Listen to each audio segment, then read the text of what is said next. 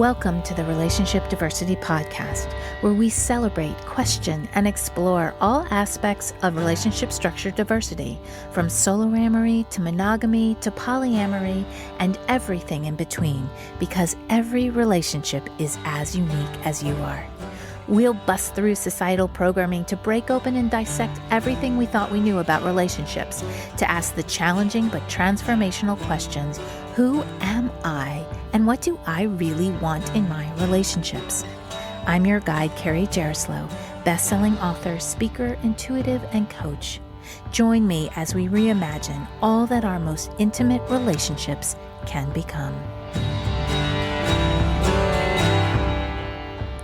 Today's episode is part of our conversation series. I'm just one voice in this relationship diversity movement, and it's important to bring more unique perspectives into the conversation. Today, I'll be talking with Dr. Jorge Ferrer about transcending the labels of monogamy and polyamory to experience what he has coined relational freedom. We also talk about binary thinking, labels, and the omega male. But first, a little about him. Dr. Jorge N. Ferrer is a clinical psychologist, TEDx speaker, and educator.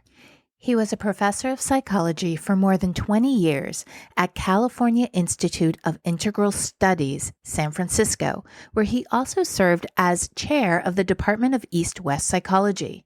Jorge is the author of Revisioning Transpersonal Theory, a participatory vision of human spirituality, Participation, and The Mystery: Transpersonal Essays in Psychology, Education, and Religion, and Love and Freedom, Transcending Monogamy and Polyamory, as well as others both in English and Spanish. His writings on alternative intimate relationships have also appeared in journals such as Sexuality and Culture and Psychology and Sexuality, as well as featured in numerous popular podcasts, websites, and magazines. Jorge was a member of the Esalen Institute's Center for Theory and Research, where he also taught workshops on embodied spirituality. In his international private practice, he offers professional counseling to individuals and couples focused on the management of jealousy, infidelities, sexual incompatibilities, open relationships, and the design of more satisfying intimate relationships. Jorge received the Fester Presidential Award for his seminal work on consciousness studies and was selected as an advisor to the Religions for Peace organization at the United Nations. Let's get into the conversation. Hello, everyone, and welcome to this episode of Relationship Diversity Podcast. I've got an amazing guest for you today. I am so excited about this conversation. Today, I have Jorge Ferrer here. He is a clinical psychologist, an author, and educator. And here is what I'm most excited about is that when I was introduced, Jorge, to your work, I found a resonance in your message and my message. And it's almost the first time that I really heard someone talk about it in the way that I do, although we use maybe a little bit of different terminology and vocabulary. So I'm super excited to go deeper into this idea of relationship diversity, relational freedom, and we're going to get all into it. But first, welcome, Jorge, to the podcast. I'm so excited you're here. Thank you so much, Carrie. I'm super excited to be here, and in part also because of what you just said. I've interviewed very often on the book and on these topics, but I rarely found authors and interviewers like you whose perspective feels so aligned to my proposal. And I was not aware of your work and your podcast when I wrote my book, so I was like, rats, I could have really built on a lot of what you are doing and saying. So thank you so much. Yeah. Oh, right on. Well, I believe that, we came into each other's sphere exactly when we were meant to. For some reason, we may not understand. So how I love to start these conversations is to learn more about you, because I always believe that our life forms what we do in the world, especially this kind of work. So there's got to be a story, right, that got you interested in this idea of relational freedom. So can you tell us a little bit about your story? Yes. Well, what I can start by saying is that all this began when I had like my first steady girlfriend in Barcelona. I'm from Barcelona, from Spain, and we were super in love with each other. It was a beautiful connection. And then one day, walking in the streets of Barcelona with her, I had this realization: why being in love in this amazing connection with this amazing woman like means that I cannot love or being loved by any of the 5 billion people populating the planet at that time. We're 8 billion now, right? And that kind of like pushed me into like this kind of crisis to some extent. At that time in Barcelona, there was no terminology for open relationships or polyamory.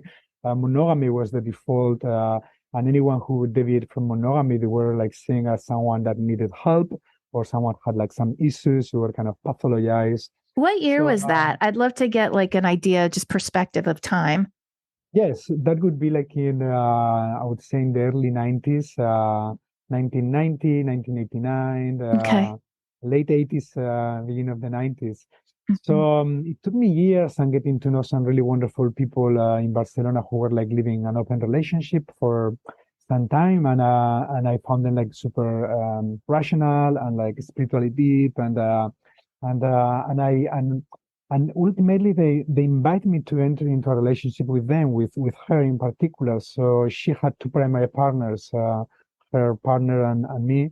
And we went on for almost 3 years. They were very spiritually evolved people. So my entry into alternative relationships was very different than what how people enter today into polyamory. It's like it was very spiritual, very deep, very meaningful at many different levels, you know. And then later I went into San Francisco Bay Area to pursue my doctoral degree. And then I came out as a polyman and I lived open relationships, polyamory for almost 10 years. And Mhm. then later, after some time of celibacy, 3 years of celibacy, I wanted to live in for another almost 10 years, like monogamous relationships. I felt called like now I want to see what's there for me in monogamy, you know? And then at some point I realized that I could live both relational styles without serious fears or conflicts, and that I was free to love one way or the other, depending on the life that comes at me. So in that way, I felt starting to feel like moving beyond that binary. I started constructing the binary monopoly in my own life. And I realized that there was like a freedom there that they call a relational freedom, the freedom to choose, no, one or another style or others, you know, like solo polyamory, as you mentioned in your guides and in your work, you know, or even a sexual, romantic relationships, you know, whatever you are feel called, you know. And I felt really called to, like you know, my prayer is to legitimize the greatest array of relational options, you know, possible in our society, while also keeping grounds for making qualitative distinctions, making grounds for making like some, you know, not anything goes. You know, there are some forms of polyamory or monogamy that are more mindful, more ethic than others, for example. Mhm. So it's not that one style is better than the other as a whole, depending on how it is lived. And also you have written about that, you know. So that's a bit of the story. And these days, like I find myself like I'm not into any partnership, but I find myself enjoying my time with friends and family, especially, and work, and but also open to life. So Yeah. that's a nutshell. Well, I love that. And I wonder if I think sometimes, with age comes perspective. So, I'm much different in my 50s than I was in my 30s. And then, with all of that time behind me, I have more perspective of how you travel, how one travels through life and Mhm. experiences different kinds of. There are times when I was on my own, whether I wanted to be or not. There were times when I was in monogamy, open relationships, polyamory, and that, I guess, openness to ride the fluidity of life, because right, life is constantly changing. So I found that, I don't know why it just came into my mind, like when you have more of your story to tell, you can see more of the travel through the different kinds of, I guess, labels of what maybe it was. But this leads me to a question, and I'm curious if you have any like research behind this. But this is the that people tend to gravitate towards binary thinking. Okay. And is that biological? Is that cultural or societal programming? Like, why is that? Is it because that's what we've been, grown up with? Like, why do we tend to go more towards if not this, then this? So binary thinking, but also the idea of labels, of like needing labels to feel safe. So those are two kind of big questions, but wondering if you have any thoughts. Yes. About the first question, I would say is like, there is a whole philosophical current in the in Western philosophy called structuralism, Levi-Strauss in anthropology, that they would make that case that the human mind tends to make sense of reality through the creation of binaries, like man, woman, sun, moon, white, black, but also like as also postmodern authors later say, like there is one more step that it's not just a binary, it's a binary hierarchy. We tend always to privilege one terms of the binary, like men over female in patriarchy, right? Or white over black in racism, and that's part of the problematic ethos of Western culture. In other cultures, like there is a lot of binaries too, but they tend to see them more in complementary terms, like the yin yang, or like also in Amerindian spirituality, in African spirituality, So it's more African culture, So the hierarchical ethos seems to be more Western. But I would say that like life is not binary. Life is not black or white. Life is multicolor. So by doing that in a way, we're kind of like maybe creating certain structures that help us to navigate certain things in life, but ultimately also prevent us from living, I would say, a richer life, free from that kind of hierarchies. That also, as I argue in the book, like they create a lot of like a struggle between, for example, people who are monogamous and people who are polyamorous, because they tend to look down at each other. They tend to be still superior to the other camp, and they tend to like patronize each other or condescend each other in so many different ways. So that's a sad thing. Yeah, and I love how you talk about, we'll get to the other thing in a second, but I want to say, like, I love this idea of the monopoly wars, the way you talk about that. And I find that even in polyamory, even in monogamy, that there is like, you're not doing poly right. You're not doing it the way that it should be done. And so, it's like there's more comfort in even though it's unhealthy, but there's more comfort in like pitting people against people. And this idea of relational freedom, and why I was so I'm so inspired by this idea of relationship diversity, is that it celebrates you for being you, and like more power to you, and then more power to me. And I'm not like you, you're not like me, and we can find commonalities. But it's a matter of going from you're wrong and I'm right, the binary, to you're right and I'm right, because we're just being us. Yes, it is very sad, and in terms of the mono judgments, they have a whole history behind religious, cultural, it's like hundreds, probably millennia of conditioning. But then in terms of the poly, my reading of that is like it happens with a lot of like minorities or repressed movements. Happens with the gay movement, with the feminist movement. The first waves come with pride. The first waves of this emancipatory movement comes with the need to say, like, hey, no, we are superior somehow, we're more evolved, we love without limits, you are hypocritical because you want to do what we were doing and you are not doing it, like you monogamous people. They need to reaffirm themselves in that way. But my sense is that with time, things will kind of relax.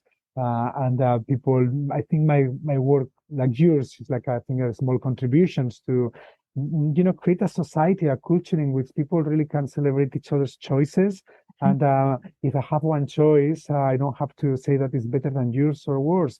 Worse for me is, and at the same time, of course, like we need to pay attention to choices that could be harmful to other people. So no Yes. harm is a very important thing, and that's tricky too. It's tricky too, depending on context, depending on situations, no. But it's like I always say, like, yes, let's celebrate diversity, but with discernment. That's important for me. Yeah. So I love that point that you said about, it's like the evolution of diverse relationships is that poly pride, right? Is that like, I have been wronged for so long, and this is a reaction to, having been put aside as wrong or bad or different. And so then there's like a leveling out that eventually happens. And interesting, I see this in the Gen Z and Gen Alpha. So my children are in that generation, and the Mhm. fluidity of like not wanting to be just like being who they are. And Right. maybe that's why there's just so many different terms that have come up to express identity. Um, so I have this like hopeful feeling that we're moving in a better direction, specifically with the fluidity of these Mhm. next generations, who are Yeah. really just coming into the world. And Yeah. like my 14-year-old has always been the kind of person who's like, I am just who I am. I am just who I am. So Exactly. accept it or don't, doesn't matter.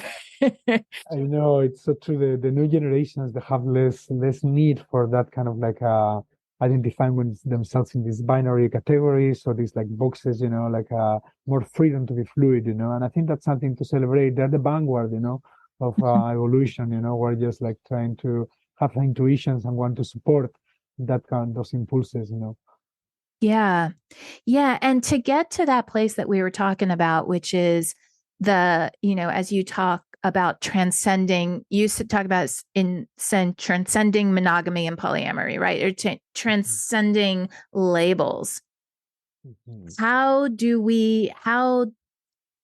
you see us getting there? With the, I guess, vast majority of people who really feel comfort in labels.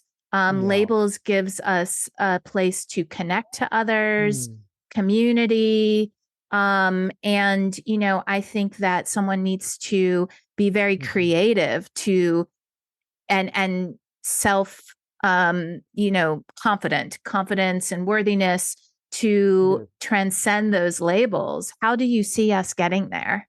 Yes, it's interesting because when I first started writing about this movement beyond monogamy and polyamory, like was 20 years ago in California, actually, I decided not to use any new term for that movement. But later I got persuaded, by many people that sometimes new terms could be also emancipatory and liberating because it provides, like sense of belonging, a sense of like share political identity capable of community social action, for example, no? Mhm. And so I would say like, so in my book, I leave things open, like if you want to use a term, I propose novogamy, new Yeah. union, but at the same time, I have zero attachment to that term. Other people use ambyamory sometimes, or other people prefer not to use any term. Mhm. And I think it's good to have all the options also open, depending on different circumstances. Different people may find the need to, like when people ask you, are you polyamorous or monogamous? A question that I have been feeling for many years as extremely oppressive because I couldn't identify myself with any. Then now I can say, well, no, I'm monogamous. Uh-huh. I Uh-huh. have a response, and then say, oh, what is that? And then I explain it. Otherwise, it's like, well, I'm not one or the other. So sometimes the use of terms are helpful. The problem with new terms is that it can also become like new canons, and some people can starting to do what like, the monopoly right do. You're like saying, well, monogamy is better than the other two, and that's ridiculous. No, that's not the whole point. Of course, from a Buddhist perspective or a deeply spiritual perspective, like this kind of like attachment to fixed identities, is considered as one of the causes of suffering, no? in the Buddhist world, So there is something about like also a sense of security, a sense of belonging that from a Buddhist perspective, they say like, well, we would be better off without that and just be like kind of like a more in a Taoist, like fluid flowing and then being able to change hearts and depending on what life brings to us, But at the same time, I think it's better to leave both options open, like to have people who can choose terms and people who don't need to choose terms, and that's totally okay. Right. Transcending identity almost. I mean, it's like, sometimes you use the labels, sometimes you don't, and that's okay. It's all kind of the same idea, different, different circumstance. I love that because I found that when I identify so strongly with something, I've talked about before in this podcast how when I worked for Blue Man Group, the show, and I worked for them for 12 years, and so much of my identity was wrapped up in that job. And when I left, and I left of my own, choosing, I still had a massive identity crisis. And I'm even finding this as I'm watching, this poly world develop of people who have, built a lot of their platforms on polyamory and then decide that they want to, in their life, because of what life has brought them, they wanted to try other relationship structures. And there is kind of an identity crisis, or there's a lot of backlash. And so, so it's like, I'm okay to identify as that right now, but that's not the truth of who I am. Who am I? Which I guess is more of that, Buddhist exactly mentality. Yeah, exactly. And that's why in my book, I take so much efforts into deconstructing that binary in many different ways. We already talk about these developmental pathways, so to speak, like in different moments of our lives, we're having both mono or poly, and we need to be attuned to our changing needs and desires, But also it's interesting to look at our inner diversity, Like I know many people who believe intellectually in monogamy and they want monogamy in their hearts, but sexually they really want a diversity of lovers, or other people who believe in polyamory, but sexually, when they mate, they can only be sexual with one person, So are you mono or poly, depending on which part of yourself you ask, Or also depending on where you are. I know some people who are strictly monogamous at homes, couples, and then they go to Burning Man Festival or they start in clubs or when they travel apart and they give each other free passes. So are they mono or poly, depending on where they are, So there are many different ways in which the dichotomy can be deconstructed. If you allow me, I'll just one funny anecdote is that I knew a professor of the study of dreams in my university, and he was a lucid dreamer. Okay, so he married another lucid dreamer, another researcher of dreams. So they had to discuss if the monogamous vow extended to the dream world. Because in the dream world, they both had been able to have sexual encounters with oniric figures, dream figures, in the past. So they disagreed.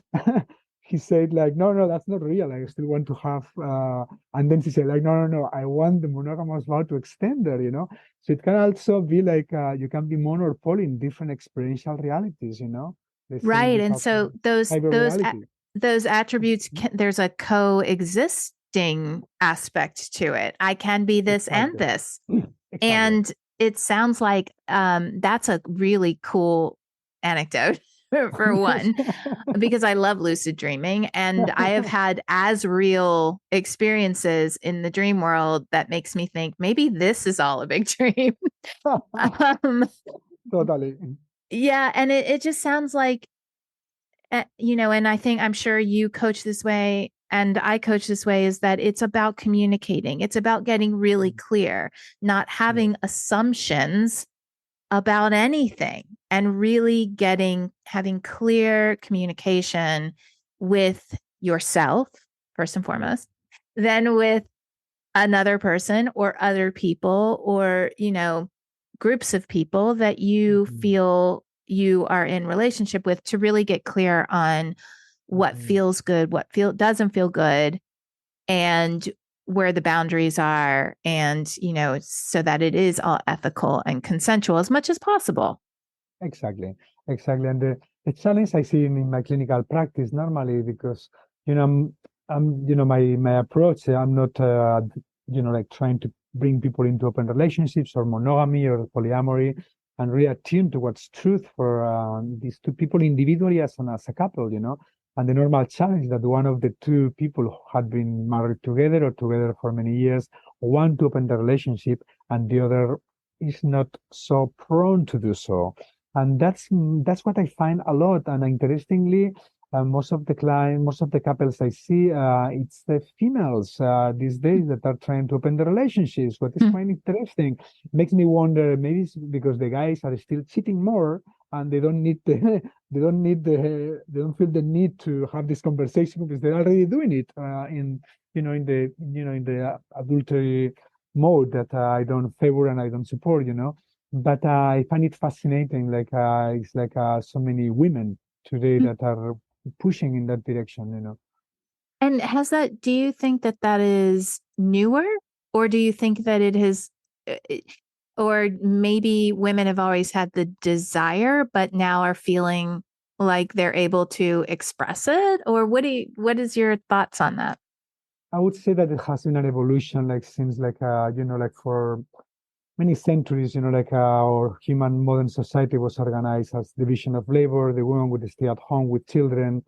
The man would be working and also normally like having affairs or even going to prostitutes. I mean, that has been the history for centuries. Mm-hmm. But with the entry of women in the labor market, the invention of the pill, the empowerment of women, the feminist movement, all these, we're still like living the consequence of all that, we're still giving baby steps to understand the new relational paradigm and panorama, after the liberation of women. So what I find is that more and more women, they are less tolerant, they value more their autonomy, and they're less tolerant to have any man to tell them what to do or not to do with their bodies. And that's, I think, is profoundly liberating, and of course also can bring a lot of tension, especially in traditional marriages. Hmm. Wow. Yeah, there is an evolution going on. And another thing that I actually want to ask you about that I love that you talk about, it reminds me, is about the alpha male as opposed to the omega male or masculine. And I love that because I happen to have very I guess I would call it omega men in my life. My brothers, my partners, my sons are, very aware of their feelings and able to communicate them. Also, a confidence within themselves that there's not this power over. And so I feel really blessed because I think that I've had a lot of experience. And then when I worked for Blue Man Group, the three creators were also seemed to be, very aware and able to express their feelings. So can you lead us through this difference between the alpha male and the omega male and talk us through that? Yeah. We need a whole podcast for A that whole to other go into podcast, part depth. two. But what I would say is that I just want to say very importantly, like my intention is never to demonize alpha males. Many alpha males, they are good men like that have learned to acquire those values, in their culture. They're the traits of maleness that our culture has favored also for decades and centuries. Mm. But they are traits that are becoming in many ways obsolete, in terms of the domination of women, control of women, like both socially, like mate guarding behavior, like the jealousy, like he's the kind of guy that wouldn't allow their wives or their partners to have other male friends sometimes. And this is changing, of course, with time tremendously and quickly. This is great news. But normally there is also a sense of insecurity behind that is compensated by this kind of like posture. It's kind of, as you say, it's a power over, that's power over also not only women but other men. It's a social status. And also they feel entitled about like cheating, for example, because after all they are guys. That's what guys, Mm. real men do. I mean, this is the kind of ethos there. And I have friends who I've heard these things, and pretty evolved, beautiful men, and I've heard these things from them, and like wow, like Still that's very operative in our culture, you know. And what I call the Omega Man is someone who has kind of like shifted this kind of identity and is really into like the ethos about like creating harmonious relationship with both men and women, you know, like being part of a team, like being real equals, you know, like not equals in the sense of identical. That's one of the fallacies of the sometimes the gender equality movement, you know. We're different, but complementary. We can learn from each other, you know. But definitively, we are equal in the same of value, and then the honesty, and also that has implications for sexuality, you know, like the encounter is not about that kind of domination of women, like alpha males, for example, are super concerned about like erection, you know. If they don't have an erection, they feel failures, you know. But I call Omega men are more relaxed about that, you know, like of course, if it's like an ongoing issue, you need to take into it, but just be open to what's truth. Maybe in this moment, your penis doesn't want to come out, and you trust your body, and then you explore different forms of sexuality in that way, without shame and without, you know, feeling a failure, you know. And of course, women also need to go through that revolution. Many women inside, because I know I have men who have been shamed by women because they didn't have an erection, you know. So those kind of traits also internalized in many women, you know, in our society. But there is a lot of progress. There is a lot of progress in that direction. So I'm very hopeful. Yeah, and I find that, you know, anyone, I know we're talking about masculine, the masculine divine, you know, toxic masculinity, I guess is what people are calling it. But I really look at it more as a woundedness, Exactly. that starts very young, that is taught, that is taken on the subconscious level and comes out in that, you know, in that, and I think females can have toxic masculinity too, you know, of like, Absolutely. Absolutely. we have been told like we have to get ahead in life or push ourselves to measure up to men because we're not paid, you know, the same amount. And, you know, so then we, women can get into this, you know, experience of a woundedness. And Yes. so I guess for me, it comes back to doing your inner work and Yes. healing, inner child healing or shadow healing, or however you want to look at it, but Yes. really going within, doing our healing work. And when we are more, you know, when we feel that worthiness and I am enough, Exactly. then the need to have power over someone disappears because it's like, I just know I'm okay and I'm enough. Exactly. And they need to show off, or they need to like speak about the size of your penis, or Yeah, yeah, all this right. kind of alpha male thing. Like, interestingly, what I have found out in my clinical practice, and also I have a lot of friends that are sexologists, and here in Spain and in other places, and they have corroborated that many alpha males, the not all, but a huge and increasing percentage at some point they start experimenting impotence problems. And this Mm, is very interesting because for me, what it tells me is that in a way their physiological vital energy is helping them to go back to the wounding, you know. It's like saying like, listen, you have been using all this energy for your own gratification and your own whatever agenda you have in your mind from that place of insecurity and woundedness, and now we are on a strike down here. mhm. And many of these men have accompanied some of these men, and when they do that transformation of their sexuality, it's beautiful. It's beautiful because they relearn to be sexual in a different way, and then they feel so relieved. They don't have to perform all the time and be this super amazing lover all the time, and the I mean it's so beautiful. It brings tears to my eyes because I have some memories of some of these men, and I think some of the men's groups, like healthy men's groups that exist today, also in a very important function in that regard.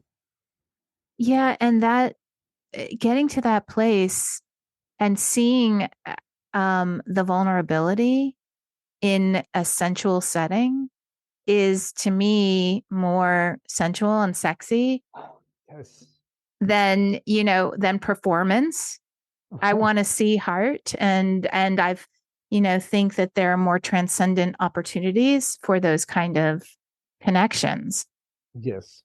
I mean, that vulnerability is a threshold for a deeper, intimate connection with another person that is wanna create like the kind of like a fertile ground for real love making versus performative sexual proneness or like Yeah.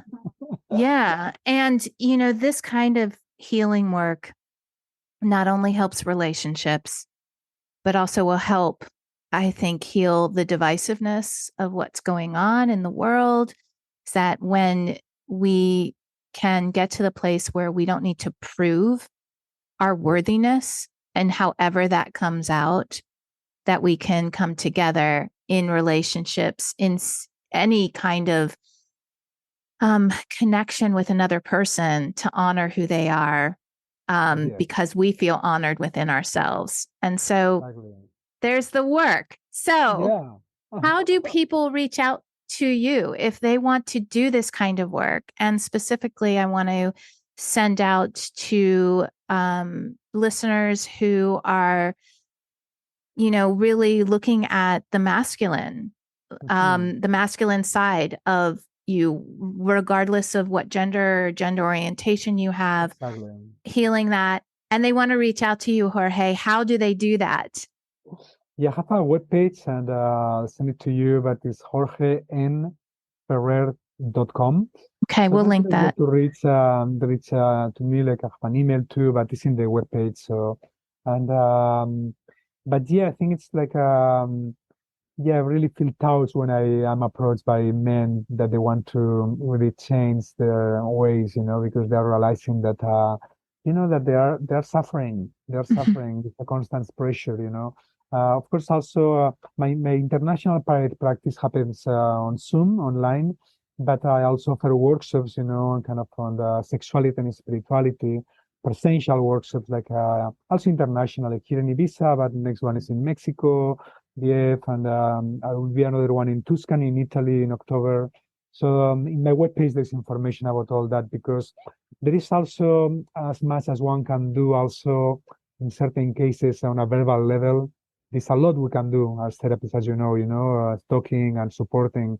But there are certain chips, especially when they are installed in the primary world, in the instinctive world, that is normally only with practice that involves some kind of physical contact and very supportive physical contact that we can really, really access and make those shifts like from the foundation, from the deep down. It's the same as with questions of sexual abuse, and sometimes many alpha male had been sexually abused, interestingly, and sexual abuse, like there is a lot of work you can do, cognitively, mentally, emotionally. But the real healing only happens when you go there experientially.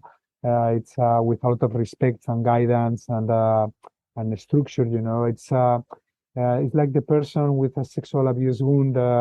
It's they need to go through all the layers of woundedness and then tap into the energy of life. That is sexual energy is energy of life.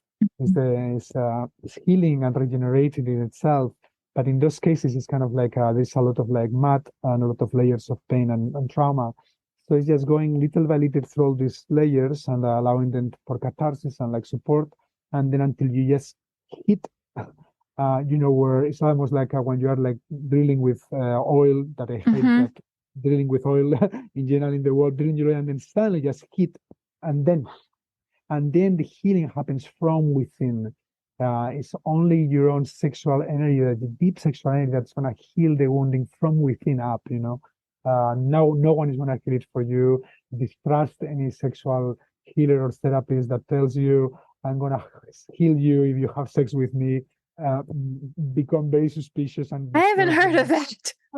there is things like in the Tantra community, there is a lot of that sometimes, of course. Yeah, even like some ayahuasqueros and like spiritual teachers, it's a form of abuse of power and ultimately sexual abuse that happens even sometimes with delusional beliefs that they may have.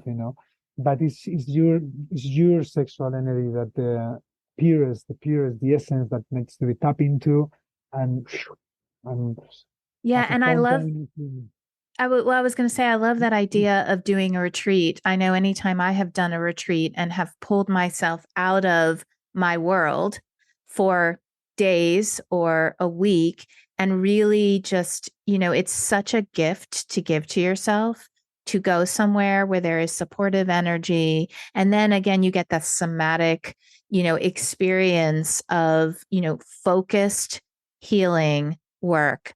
And Exactly. what better place than Tuscany? I'd like to go. Um, You will so, be super welcome.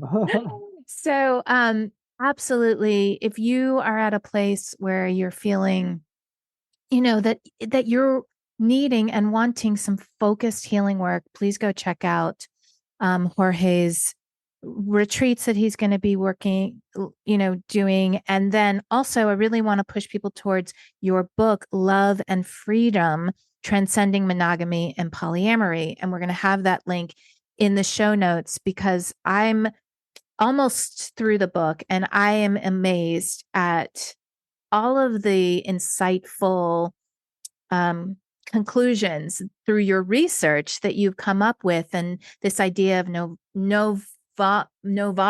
Is that how you say it? Yes. No, did I get that? Yeah, right. It doesn't roll off my tongue yet, but I love the concept of it, of new way of coming together, new way of uniting with another. And then do you go into the alpha and the omega male in that book? Yes, absolutely. It's a whole appendix on the alpha and Okay. omega, and like with a kind of table with distinctions in different levels, sexually, the relationship with women, who are like monogamous, alpha, monogamous, omega, polyamorous, alpha, polyamorous, omega, because you have everything everywhere. Okay, so I have yet to get to that point. So I can't wait to read that. And really the other thing that I love about this book is this idea of relational freedom. So if you resonate with this podcast and the idea that every relationship is as unique as you are and that you really can create this experience for you in your lifetime of riding the fluidity in between, transcending these labels, then please check out Love and Freedom. Jorge, thank you so much for being a part of this. Is there anything else you want to leave with us? I will just say the most important I say in my book is to know yourself. You pointed that to know yourself and to be attuned to your changing needs and dispositions. To live your truth as much as possible. And to be open to synchronicities of life and live your truth with passion, but also always be mindful of the impact of your actions on other people. So that's very, very important. Amazing words to end with. I love all of those. Those are your 3 tips right there. Thank you so much. And I know you and I will be in touch for a long while. Thank you so much, Carrie. This was wonderful. Thanks so much for listening to the Relationship Diversity Podcast. Want to learn more about relationship diversity? I've got a free guide I'd love to send you.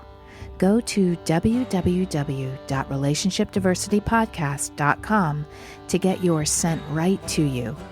If you liked what you heard, please subscribe to the podcast. You being here and participating in the conversation about relationship diversity is what helps us create a space of inclusivity and acceptance together. The more comfortable and normal it is to acknowledge the vast and varied relating we all do, the faster we'll shift to a paradigm of conscious, intentional, and diverse relationships. New episodes are released every Thursday. Stay connected with me through my website, carriejaroslow.com, Instagram, or TikTok. Stay curious. Every relationship is as unique as you are. Are you feeling stuck or unfulfilled in your intimate relationship? Do all your relationships end in the same way? Do you feel like you've lost the spark in your current relationship? Can you never even find one person who you want to explore a relationship with? If you answered yes to any of those questions, are sick and tired of feeling like a failure in your relationships, and desperately desire a different experience, then my 8-week deep reprogramming intensive may be the answer for you. In this program, I work individually with you for 8 transformative weeks. We'll identify the subconscious programming that's keeping you stuck and shift it to a new affirming belief systems. We go deep, we get real, we get results. This is healing unlike anything you've ever experienced before. Here's what people are saying. Jordan from North Carolina said, more has shifted in 8 weeks of working with Carrie than 10 years of psychotherapy. Jane from Sanford, North Carolina said, it's honestly changed my life. And Cassie from Santa Barbara, California said, Carrie's laser precision in helping me diagnose where the stuck energy was helped me make positive movement in our first session alone. Absolutely transformational. I love being a guide and witness to these courageous people who claim that they were done with their past experiences and ready for something different. I'm opening a limited number of spots for 2023 and would love to help you permanently transform your relationship experience. To set up a free 30-minute clarity call where I'll help you uncover your number one block to fulfilling relationships, connect with me through the link in the show notes. You are worthy of experiencing deep fulfillment and love in your relationships. This intensive work will help you get there.